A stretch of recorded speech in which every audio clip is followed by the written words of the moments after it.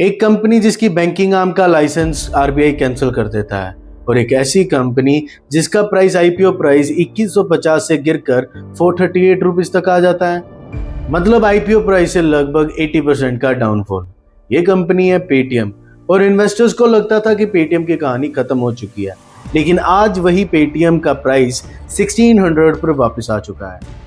But the interesting fact is कि अप्रैल 2026 में RBI ने पेटीएम पेमेंट बैंक का लाइसेंस कैंसिल कर दिया। तो यहाँ एक सवाल उठता है, अगर पेटीएम की बैंकिंग आम ही नहीं रही तो इन्वेस्टर्स ने पेटीएम पर दोबारा ट्रस्ट किया कैसे? क्या इन्वेस्टर्स ने आरबीआई के एक्शंस को इग्नोर किया? क्या पेटीएम ने बिजनेस मॉडल ही चेंज कर दिया? या फिर मार्केट ने ये समझ लिया कि पेटीएम को सरवाइव करने के लिए पेटीएम पेमेंट बैंक्स की जरूरत ही नहीं है? आज की ये वीडियो इन्हीं सवालों पर है।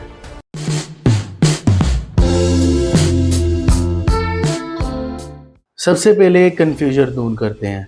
पेटीएम और पेटीएम पेमेंट्स बैंक को एक ही कंपनी समझना इस कहानी की सबसे बड़ी गलती होगी। स्टॉक मार्केट में लिस्टेड कंपनी है 197 कम्युनिकेशन, जो पेटीएम ब्रांड को ऑपरेट करती है। वहीं पेटीएम पेमेंट्स बैंक एक अलग एंटिटी है। 197 कम्युनिकेशन के पास इसमें 49% स्टेक था, जबकि विजय शेखर शर्मा के पास 51% स्टेक था। इसीलिए जब आरबीआई ने अप्रैल 2026 में पेटीएम पेमेंट्स बैंक का लाइसेंस कैंसिल किया तो टेक्निकली आरबीआई ने 197 कम्युनिकेशन का बिजनेस लाइसेंस कैंसिल नहीं किया था। आरबीआई ने पेटीएम पेमेंट बैंक का बैंकिंग लाइसेंस कैंसिल किया। और यही डिस्टिंक्शन आगे पूरी कहानी को समझने के लिए सबसे इम्पोर्टेंट है। पेटीएम की जर्नी को समझने के लिए हमें थोड़ा पीछे जाना होगा। पेटीएम की शुरुआत 2010 में हुई, जिसने इंडिया में डिजिटल पेमेंट को मैसिव मार्केट तक पहुंचाने में बड़ी भूमिका निभाई। फिर पेटीएम पेमेंट बैंक्स आया 2015 में। पेमेंट्स बैंक का मॉडल थोड़ा अलग था। ये ट्रेडिशनल बैंक की तरह लोन नहीं दे सकता था, ये डिपॉजिट एक्सेप्ट करता था, पेमेंट्स फैसिलिटेट कर सकता था, लेकिन नॉर्मल कमर्शियल बैंक की तरह लैंडिंग नहीं कर सकता था। यानी पेटीएम के लिए बैंक एक इम्पॉर्टेंट पार्ट था, लेकिन पेटीएम की पूरी आइडेंटिटी सिर्फ बैंक नहीं थी। उसके पास था payments, merchants, consumers, financial services, lending, distribution, insurance, wealth products और सबसे इम्पोर्टेंट एक मैसिव डिजिटल इकोसिस्टम। लेकिन मार्केट को इसकी समझ थोड़ी लेट आई। फिर आया नवंबर 2021। पेटीएम अपना सबसे बड़ा फिनटेक आईपीओ लेके आ रहा था। इशू प्राइस था 2150 रुपये, आईपीओ का साइज करीब 18,300 करोड़। मार्केट में एक्साइटमेंट थी, इंडिया का सबसे बड़ा डिजिटल पेमेंट ब्रांड्स में से एक अब पब्लिक मार्केट का हिस्सा बनने जा रहा था। लेकिन लिस्टिंग डे पर मार्केट ने अलग मैसेज दिया। पेटीएम लगभग 1950 के आसपास लिस्ट हुआ और दिन खत्म होते होते स्टॉक लगभग 1564 पर बंद हुआ। यानी जिस स्टॉक को इन्वेस्टर्स ने 2150 रुपये में खरीदा था, वही स्टॉक ने पहले दिन में 27% की गिरावट दिखा दी। और शायद यहीं से पेटीएम की असली स्टॉक मार्केट की कहानी शुरू हुई। अब सवाल था कि इतनी बड़ी कंपनी, इतना बड़ा ब्रांड, इतने कस्टमर्स, लेकिन फिर भी मार्केट इसे डिस्काउंट पे क्यों ले रहा है?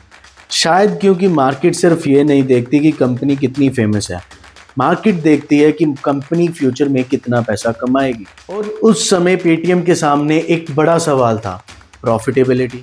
रेवेन्यू बढ़ रहा था, पेमेंट्स बढ़ रहे थे, यूजर्स बढ़ रहे थे, लेकिन सस्टेनेबल प्रॉफिटेबिलिटी ये अभी दिखाई नहीं दे रही थी। और यही प्रॉब्लम थी।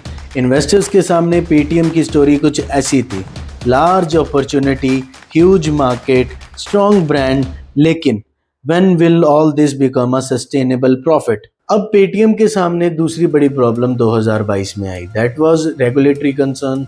मार्च 2022 में आरबीआई ने पेटीएम पेमेंट्स बैंक को नए कस्टमर ऑनबोर्ड करने से रोक दिया। और यही वो मोमेंट था जब मार्केट को पहली बार क्लियर सिग्नल मिला कि पेटीएम पेमेंट्स बैंक में रेगुलेटरी सिस्टम्स में सीरियस कंसर्न है। लेकिन कहानी अभी यहीं खत्म नहीं होती है। जनवरी 2024 में आरबीआई ने पेटीएम पेमेंट्स बैंक्स पर और कड़े रिस्ट्रिक्शंस लगाए। फ्रेश डिपॉजिट और क्रेडिट ट्रांजैक्शन पर रिस्ट्रिक्शंस, वॉलेट और फास्टैग जैसी सर्विसेज पर भी मेजर लिमिटेशन, और डेडलाइन बाद में मार्च 2024 तक बढ़ाई गई। इस बार मार्केट ने इसे सिर्फ रेगुलेटरी अपडेट की तरह नहीं देखा। मार्केट ने एक सवाल पूछा, अगर पेटीएम पेमेंट बैंक्स इतना ही इम्पोर्टेंट था तो पेटीएम का बिजनेस मॉडल क्या होगा? और स्टॉक फिर टूट गया। फरवरी 2024 में पेटीएम का स्टॉक लगभग 438.50 के ऑल टाइम लो पर पहुंच गया। यानी जो आईपीओ 2150 में आया था, अब वो खड़ा था 438 रुपीस पर। इस पॉइंट पर इन्वेस्टर सेंटिमेंट बेहद खराब था। एक तरफ रेगुलेटरी रिस्ट्रिक्शंस, दूसरी तरफ प्रॉफिटेबिलिटी कंसर्न, तीसरी तरफ अनसर्टेनिटी कि पेटीएम अपने पेमेंट्स इकोसिस्टम को कैसे चलाएगा। चौथी तरफ कुछ इन्वेस्टर्स को लग रहा था कि पेटीएम पेमेंट्स बैंक के बिना पेटीएम ओरिजिनल बिजनेस मॉडल टूट सकता है। लेकिन यही एक चीज़ बदलनी शुरू हुई। पेटीएम ने अपने पेटीएम पेमेंट बैंक्स को अलग करना शुरू किया। अब पेटीएम धीरे धीरे उस बिजनेस मॉडल की तरफ बढ़ने लगा जहां उसकी डिपेंडेंसी ऑन पेमेंट्स बैंक बहुत कम हो चुकी थी। Payments business, merchant ecosystem, financial services distribution चलता रहा। और सबसे इम्पोर्टेंट, पेटीएम ने पार्टनर बैंक्स और फाइनेंशियल इंस्टीट्यूशन के साथ काम करने की दिशा में अपना मॉडल अडेप्ट किया। यानी मार्केट के सामने अब एक नया पेटीएम आना शुरू हो चुका था। अब मार्केट में दो तरह के इन्वेस्टर्स होते हैं, एक जो सोचते हैं कि ये कंपनी खत्म हो चुकी है, और दूसरे वो कि इतनी बड़ी कंपनी 500 रुपये में कैसे मिल सकती है। और यहीं से पेटीएम की कहानी में एक नया ट्विस्ट आया, दैट वाज पीयर कंपैरिजन। जब पेटीएम अपने लॉस पर था तो कुछ एनालिस्ट और मार्केट ऑब्जर्वर जैसे कि समीर अरोड़ा, हीलियोस कैपिटल के फाउंडर, एक इंटरेस्टिंग बात हाईलाइट करते हैं। पेटीएम को कंपेयर करने के लिए इंडिया में एग्जैक्ट लिस्टेड प्लेयर्स बहुत लिमिटेड थे। कंटेम्प्रेरी बिजनेस रिपोर्टिंग ने पेटीएम को India's only listed payments fintech के रूप में डिस्क्राइब किया। और ये बात वैल्यूएशन के लिए बहुत इंपॉर्टेंट थी। क्यों? क्योंकि अगर किसी इंडस्ट्री में बहुत सारी लिस्टेड कंपनी है तो इन्वेस्टर इजीली कंपेयर कर सकता था।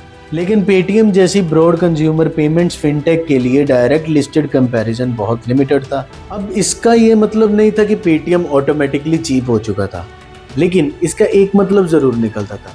पेटीएम को ट्रेडिशनल बैंक की तरह वैल्यू करना भी आसान नहीं था, और ट्रेडिशनल आईटी कंपनी की तरह वैल्यू करना भी सही नहीं होगा।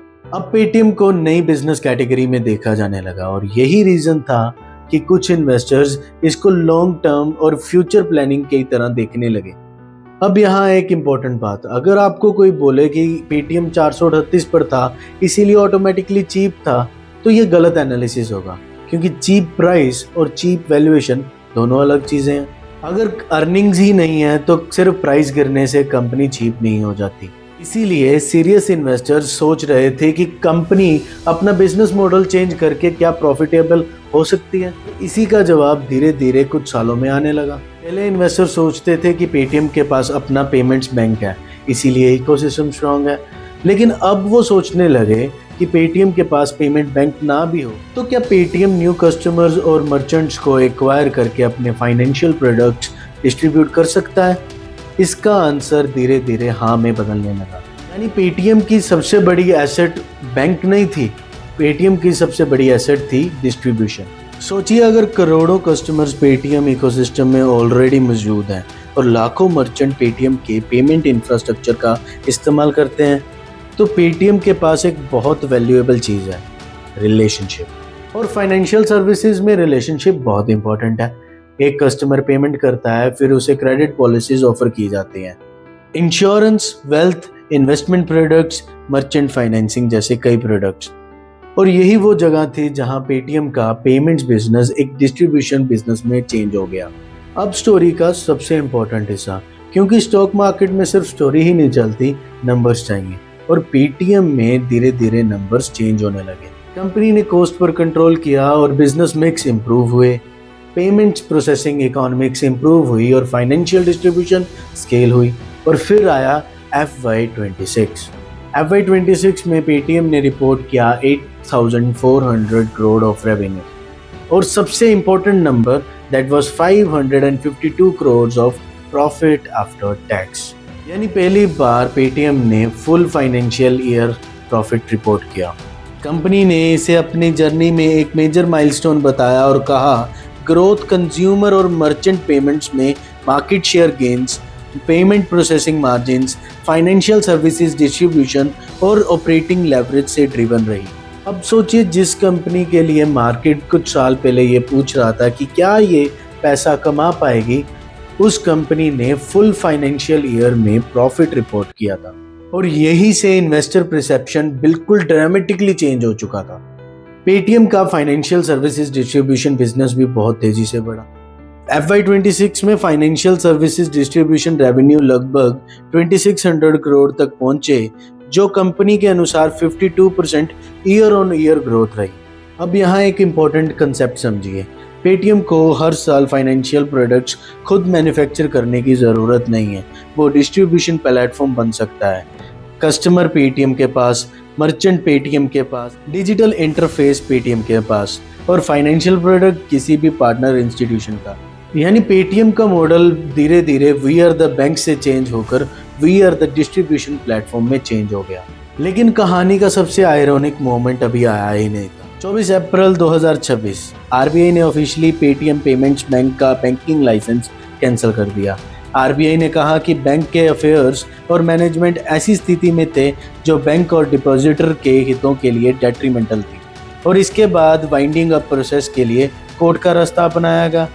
अब अगर आप हेडलाइन पढ़े तो हेडलाइन बहुत डरावनी लगती है, RBI cancels Paytm payments bank's license. लेकिन इस बार सबके मन में यही सवाल था, इसका 197 कम्युनिकेशन पर कितना इम्पैक्ट आएगा। लाइसेंस कैंसिलेशन के बाद पेटीएम का स्टॉक इनिशियली 8.4% तक गिरा, लेकिन दिन के अंत तक गिरावट सिर्फ लगभग 1.5% रह गई। क्योंकि पेटीएम और पेमेंट बैंक का काफ़ी हद तक कमर्शियल लिंक पहले ही अलग किया जा चुका था, और 197 कम्युनिकेशन ने मार्च 2026 में अपनी इन्वेस्टमेंट इन पेटीएम पेमेंट बैंक्स को फुली अनपेयर कर दिया था। 2024 में बैंक क्राइसिस इतना बड़ा था कि पेटीएम ने अपना बिजनेस अलग करना स्टार्ट कर दिया था। अब वापस आते हैं उस क्वेश्चन पे जहाँ पे हमने वीडियो स्टार्ट की थी। जिस कंपनी का बैंकिंग आर्म लाइसेंस कैंसिल हो गया तो इन्वेस्टर्स का ट्रस्ट वापस आया कैसे? क्योंकि इन्वेस्टर ने धीरे धीरे पेटीएम को बैंक की तरह नहीं, एक फिनटेक कंपनी की तरह देखना शुरू कर दिया। पेटीएम पेमेंट बैंक तो खत्म हो गया, लेकिन पेटीएम खत्म नहीं हुआ, और शायद पेटीएम का असली टेस्ट अभी शुरू हुआ है।